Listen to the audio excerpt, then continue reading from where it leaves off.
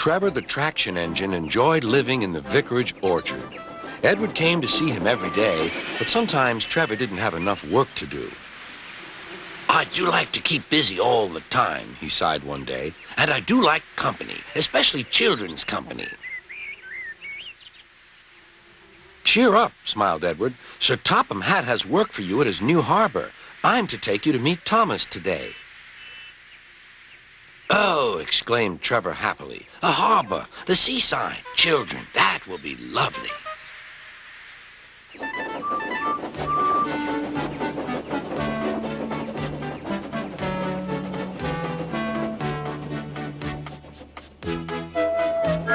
Thomas was on his way to the harbor with a trainload of metal pilings. They were needed to make the harbor wall firm and safe. Hello, Thomas, said Edward. This is Trevor, a friend of mine. He's a traction engine. Thomas eyed the newcomer doubtfully. A what engine? A traction engine, explained Trevor.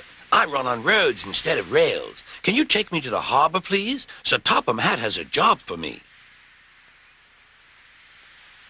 Yes, of course, replied Thomas, but he was still puzzled.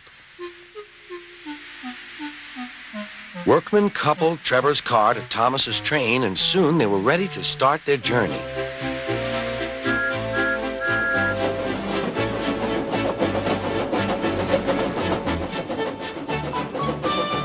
I'm glad Sir Topham Hatt needs me, called Trevor. I don't have enough to do sometimes, you know, although I can work anywhere. In orchards, on farms, in scrapyards, even at harbors. But you don't run on rails, puffed Thomas. I'm a traction engine. I don't need rails to be useful, replied Trevor. You wait and see.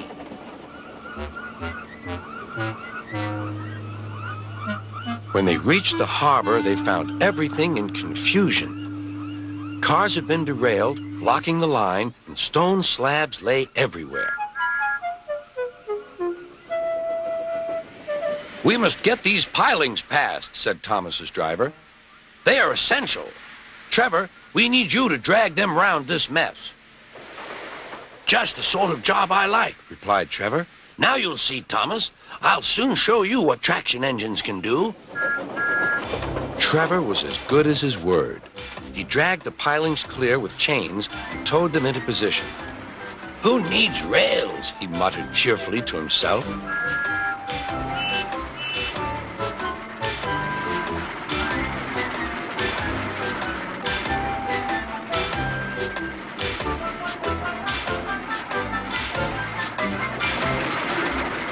Later, Thomas brought Annie and Clarabelle to visit him. Thomas was most impressed. Now I understand how useful a traction engine can be. The coaches were full of children. Trevor gave them rides along the harbor. He liked this best of all.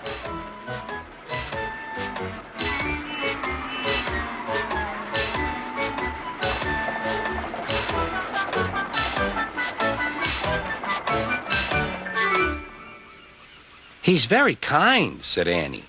He reminds me of Thomas, added Clarabelle. Everyone was sorry when it was time for Trevor to go. Thomas pulled him to the junction. A small tear came into Trevor's eye. Thomas pretended not to see. He whistled gaily to make Trevor happy. I'll come and see you if I can, he promised. The vicar will look after you, and there's plenty of work for you now at the orchard, but we may need you again at the harbor someday. That would be wonderful, said Trevor. That evening, Trevor stood remembering his new friend Thomas, the harbor, and most of all, the children.